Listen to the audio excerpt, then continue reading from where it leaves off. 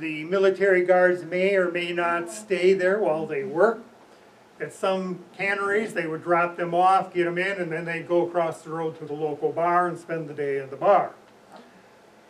If it was a farm and they were going with a large number of POWs, they would transport them with the trucks and military guards.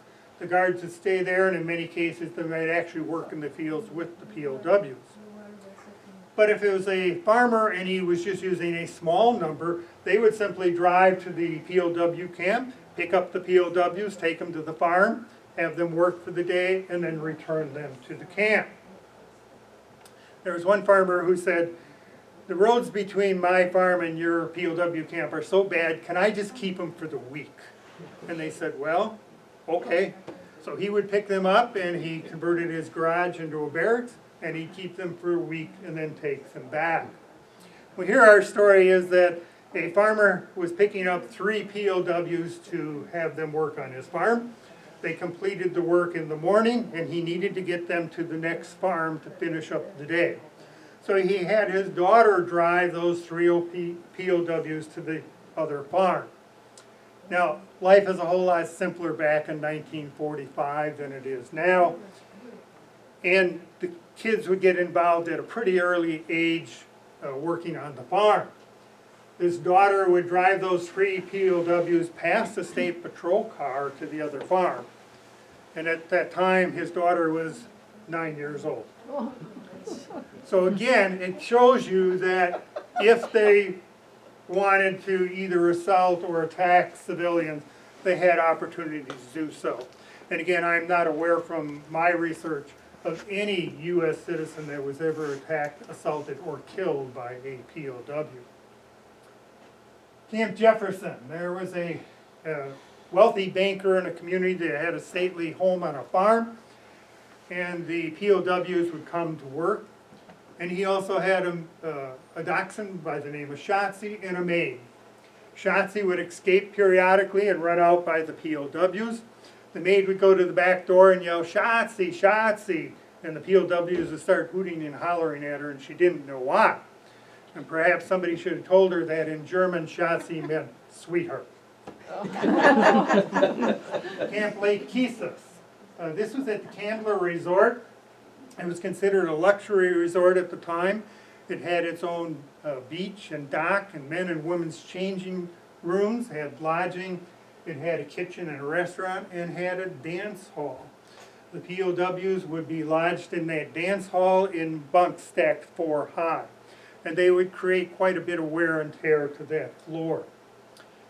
One day they go into town where the speakers telling the citizens to take shelter, that they have 2 POWs that have escaped.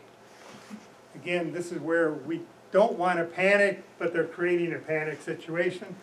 They then begin to search for these POWs, and they find them 2 hours later walking down the county road with 2 of the local girls. It also is reported here that the POWs, the owner's wife was growing chickens, and the POWs would steal and eat those chickens. And perhaps because of that and the damage to his dance floor, he will not renew his contract the next year with the military. Camp Markesan. This is kind of interesting because this is where they reported that a Nazi killed another POW and stabbed one of the guards. And I'm taking that this probably happened in 1944. And if that's the case, then that actually happened at Camp Green Lake, not at Markesan, because Markesan doesn't have a camp until 1945. And in 1944, this story is never confirmed by the local paper because they agree to cooperate with the military and they censor the story. The military considers this to be an internal affair and they will take care of it and solve the issue of the problem. But where this comes from are a couple of the people that worked in the canneries that heard this story. And they mentioned that in 1944 they had what they called a bad batch of German POWs, which would tell me that these were the Nazi POWs. The Nazi POWs would either refuse to work or would work very slowly or even try to sabotage the machinery. If they realized that they had a Nazi POW, they would be immediately sent back to one of the base camps, McCoy or Sheridan, and never allowed to go and work again. This is also the town where I mentioned Sakamaki's mini-sub toured the U.S. and it actually stopped in Markesan.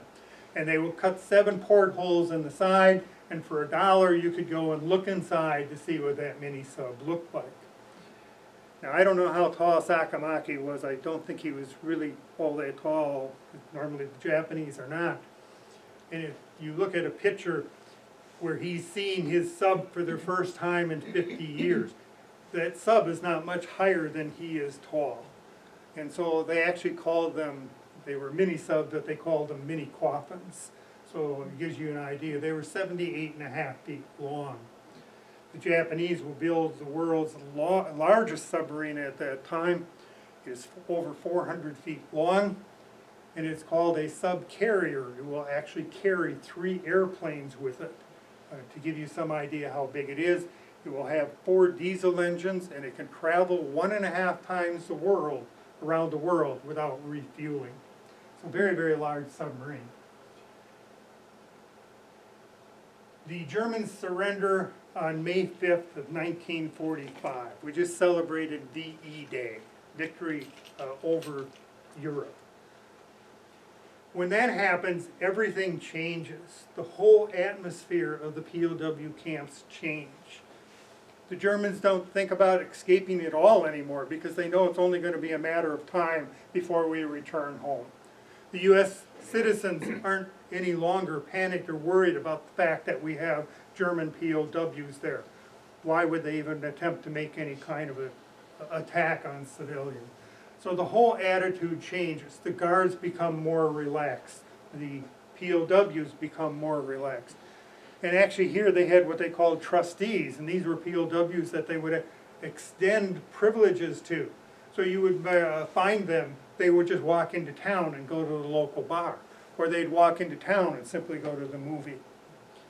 All of the camps would be required to provide religious services. Many of those would be held at the camp, or they may take them into town, but generally they would have a separate service for the residents and another one for the POWs.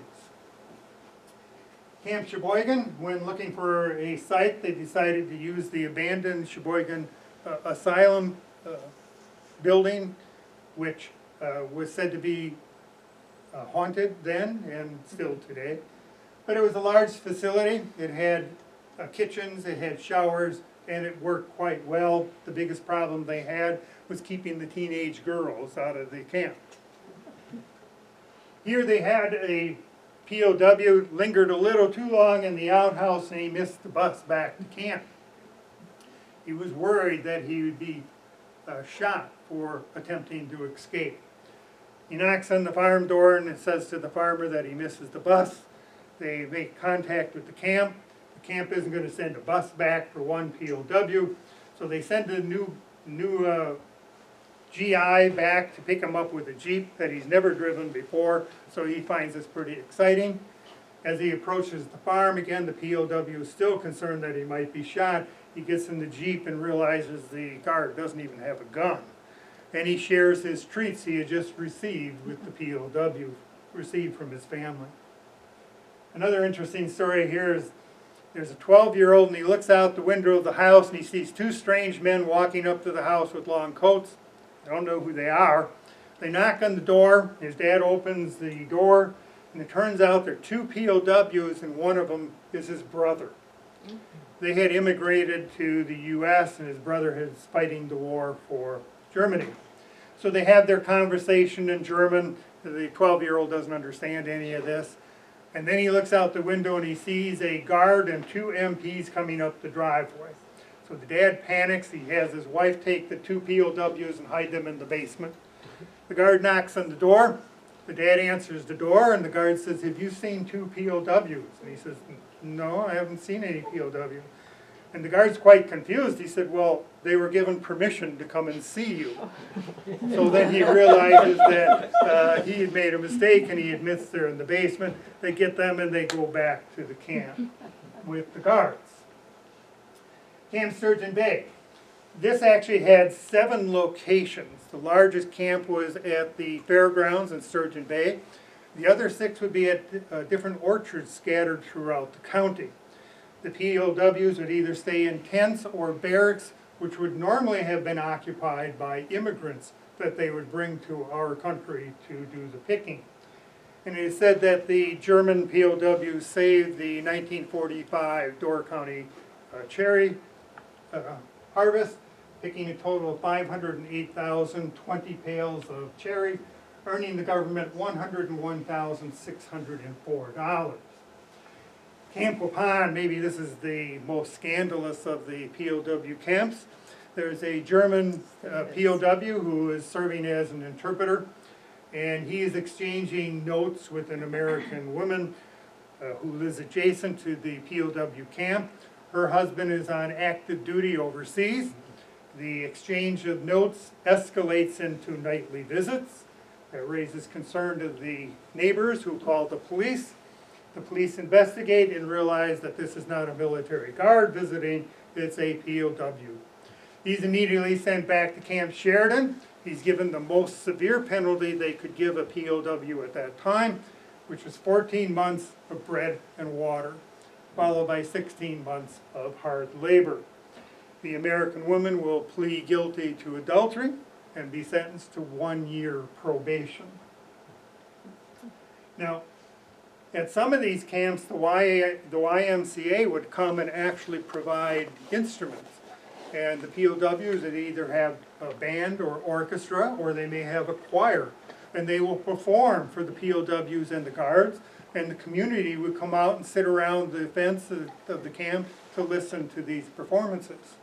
Or they would go and stand outside the fence and watch these Germans playing a game that they had never seen before, called soccer. So they had plenty of entertainment to keep themselves occupied. Sometimes the citizens would complain about the treatment of these POWs, that in many cases they had it better than the citizens. They would always have food available. Citizens would not.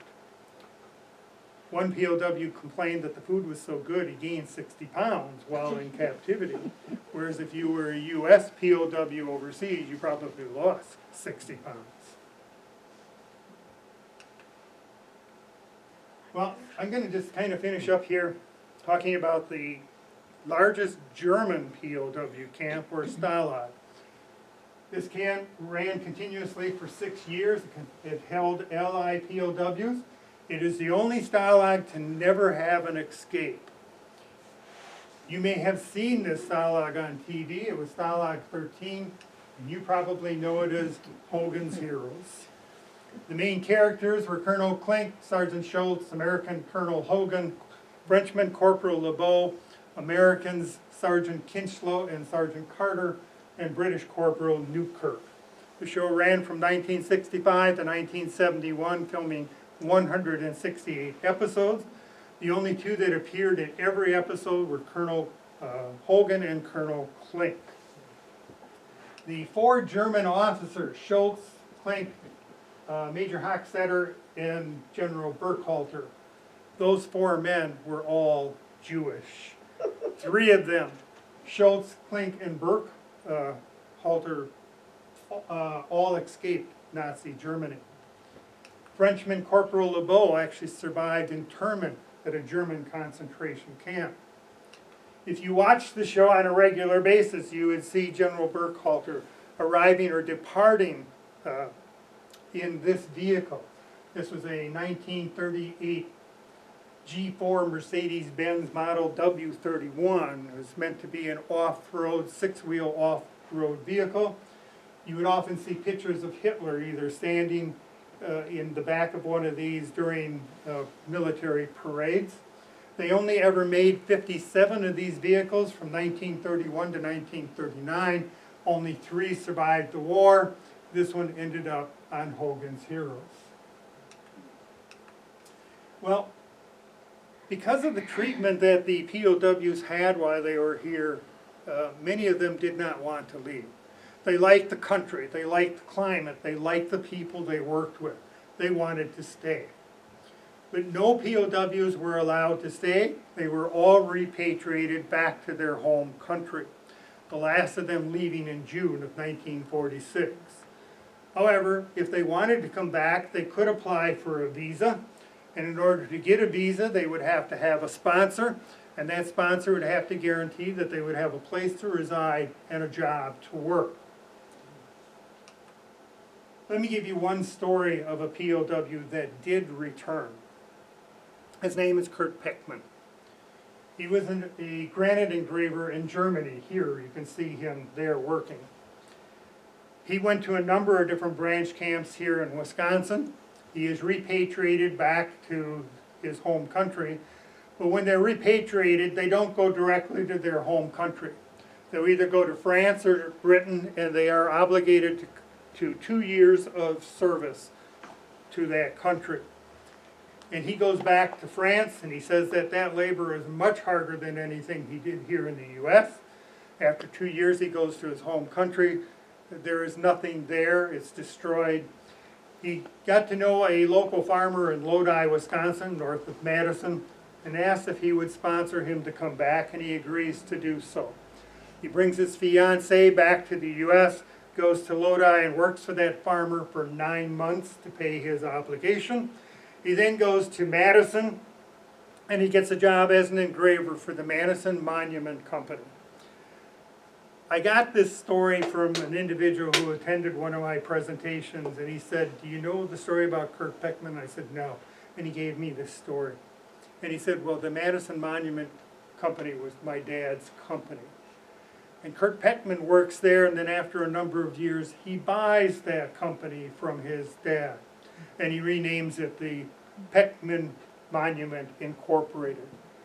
That company still exists today, and it's in operation by his son and his grandson." To show you the kind of treatment he received as a POW. Because of that treatment, he has dedicated his life to the veterans of the U.S. and law enforcement. And they have put in many monuments around the state. Some of them are just gorgeous. When a law officer in Wisconsin is unfortunately killed, they will engrave that individual's name on the law enforcement monument on the Capitol grounds at no cost. At another presentation, a woman came up to me, and I believe she was from Mount Horeb, and she said, "We were considering a small veterans monument, and we figured we'll start a fundraiser." And she said she was just going to randomly call somebody to get some information, and she picked Peckman Memorial. She calls and she said, "This is just a cold call. We're trying to get information to do a veterans monument. We want to get some idea of what it might cost." She said, he cut me off, and he said, "What do you need? When do you need it? And it's free." So that's the dedication they have for our veterans and law enforcement, again, based on his treatment when he was here as a POW. As I mentioned, they were treated very humanely here because we followed the Geneva Convention, and the initial hope and thought was that if we treated the POWs here in a kind, human way, they would do so overseas. That will not be the case in Germany and Russia. All right. Again, if you want more information and more enlightenment, I suggest you get the book, Stalag, Wisconsin. You got plenty of copies here. I get mine from the library, and I can have it for 4 weeks, and then I can renew it 3 times, so I just keep renewing it, and I keep going with it. But there is a lot of good information. So I will then finish here, and I will put up here again, these are the branch camps that were in Wisconsin. Depending on how you counted camps, there could have been as many as 48 different locations here in Wisconsin housing POWs. If we think about the U.S. and we take the base camps, the branch camps, and military medical facilities that held POWs, the U.S. will have somewhere between 1,000 and 1,200 locations housing POWs. So, I'll finish there, that's enough for tonight, I guess. And if you got questions, I'll try to answer those for you. I could maybe elaborate a little bit about Camp Marquezan. Mhm.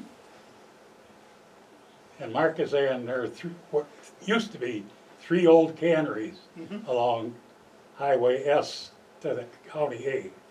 There was Fall River, Marquezan Canning, Yep. and Grand River. Mhm. When I worked there, it was Del Monte Corporation. And the remnants of Camp Marquezan probably are still there, some of it. Sure. But that was set up with a bathhouse in the middle and there were barracks around it, Right. chain link fence around it. It was on the, what was the river? Grand River. Yes. It was on the Grand River Cannery property, was the camp. It was what The camp was on the grounds of the Grand Yeah, River Cannery. the cannery itself was right beside the road. The Grand River divided between the camp and the cannery. Yeah, they'd go down to the river to go swimming, the POWs. They could have, there was a bathhouse Yeah, later on, but yeah, it talks in the book about them going down to swim. we Yeah. were rummaging around in the warehouse and there were a lot of containers that the food was sent out to the country, viners, Sure, and that was before mechanization, when the old viners sure. were out in the country. Yep, The Yep. sweet corn was picked by hand and thrown into a truck, yep, and all that food was hauled out to the field. sure, All those containers were up in the warehouse. yeah. Yeah, I have another little story about a POW that was housed right here by Green Lake. Uh-huh. In 1960 to 1964, I was in high school in Madison. The German teacher, our German teacher who spoke broken English, was a German soldier captured in Italy. And then he didn't want to go back. He said he liked it here. There were some nice girls in the area. Most of the boys were off fighting the war, so a German POW could make friends. And but they wouldn't let him stay. Right. We as kids thought, well, why not? But they wouldn't let him stay, so they sent him back to England, and then back to Germany. And he still couldn't. He didn't have the sponsor. He didn't speak English, so he became a Catholic priest. And this Catholic priest who had been a German soldier in Italy came back to the United States as part of this religious order. mhm, And lived in the United States Right. and taught us German in Madison. But he wanted to get back to the States, to Yeah. the United States. Many did come back permanently on visas. Many of them would bring their families back to see the families that they got to know, or to see where they were in the country when they were here to work.